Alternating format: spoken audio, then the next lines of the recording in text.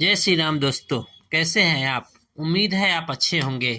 दोस्तों, प्रभु श्री राम आपके जीवन में ढेर सारी सुख सुविधा और खुशियां लेकर आए।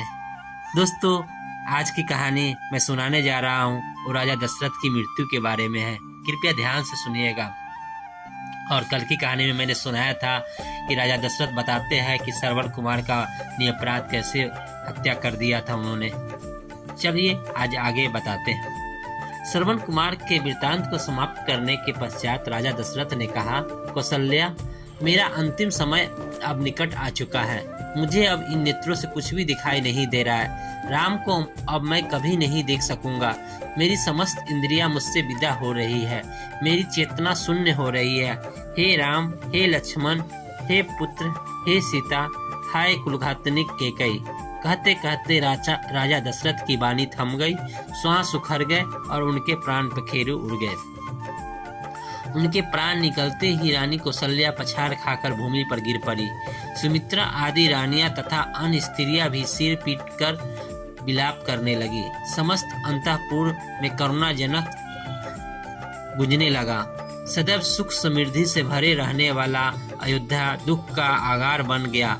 चैतन्य होने पर कौशल्या ने अपने पति का मस्तिष्क अपनी जंघाओं पर रख लिया और विलाप करते हुए बोली, हे दुष्ट कैकेयी, तेरी कामना पूरी हुई। अब तो सुखपूर्वक राजसुख को भोग।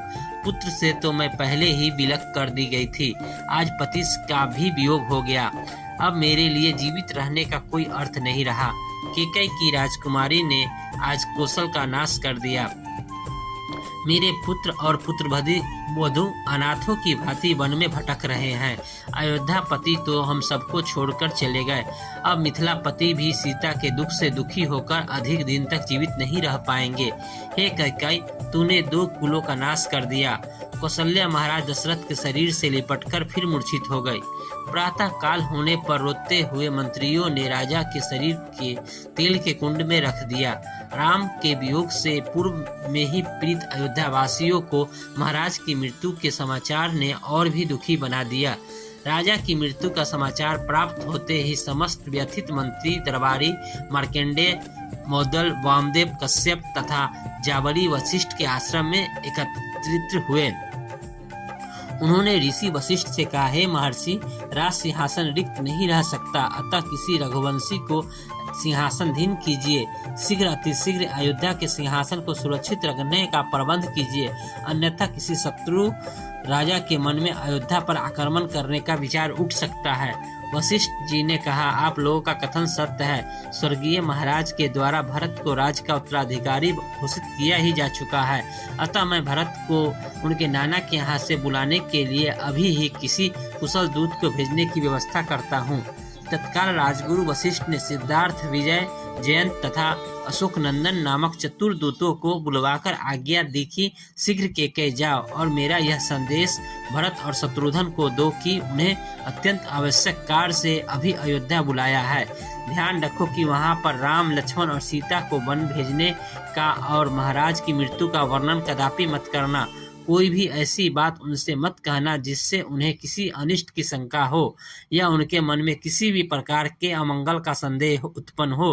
राजगुरु वशिष्ठ की आज्ञा पाते ही चारों दूतों ने वायु के समान वेग वाले अश्वों पर सवार होकर कैकेयी देश के लिए प्रस्थान किया। वे मालिनी नदी पार करके हस्तिनापुर होते हुए पहले पांचाल और फिर वहां से सरदंड देश पहुंचे। वहां से वे इच्छुमती नदी को पार करके विहिक देश पहुंचे। फिर विपाशा नदी को पार करके कैकेयी देश के गिरिवर्ज नामक नगर में पहुंच गए। जिस रात्रि ये दूत गिरिवर्ज पहुंचे उसी रात्रि को भरत ने एक अशुभ स्वप्न देखा। निद्रा त्यागने पर स्वप्न का स्मरण करके वे अत्यंत व्याकुल हो गए। अपने उस स्वप्न के विषय में एक मित्र को बताते हुए उन्होंने कहा, हे सखा, रात्रि में मैंने एक भयानक स्वप्न देखा है। स्वप्न में पिताजी के सिर के बाल खुले थे। वे पर्वत से गिरते हुए गोबर से लथपथ थे और अंजलि से बार बार तेल पी पी कर हंस रहे थे। मैंने उन्हें तिल और चावल खाते देखा तथा शरीर पर तेल मलते देखा। इसके बाद मैंने देखा कि सारा समुद्र सूख गया है। चंद्रमा टूटकर पृथ्वी पर गिर पड़ा है। पिताजी के प्रिय हाथी के दांत टूट गए हैं। पर्वतमालाएं परस्पर टकराकर चूर चूर हो गई है और उससे निकलते हुए धुएं से पृथ्वी और आकाश काले हो गए हैं। मैंने देखा कि राजगधों के रथ में सवार होकर दक्षिण दिशा की ओर चले गए। ऐसा प्रतीत होता है कि यह स्वप्न किसी अमंगल के पूर्व की सूचना है। मेरा मन अत्यंत व्याकुल हो रहा है। भरत ने स्वप्न का वर्णन समाप्त ही किया था कि अयोध्या के चारों दूतों ने वहां प्रवेश कर उन्हें प्रणाम किया और गुरु वशिष्ठ का संदेश दिया। हे राजकुमार, गुरु वशिष्ठ ने अयोध्या की कुशलता का समाचार दिया है तथा आपसे तत्काल अयोध्या चलने का आग्रह किया है। कार्य अति आवश्यक है, अतः आप तत्काल अयोध्या चले। तो ये थी आज की कहानी। आपको आज की कहानी कैसी लगी कृपया जरूर बताइएगा। धन्यवाद। जय श्री राम।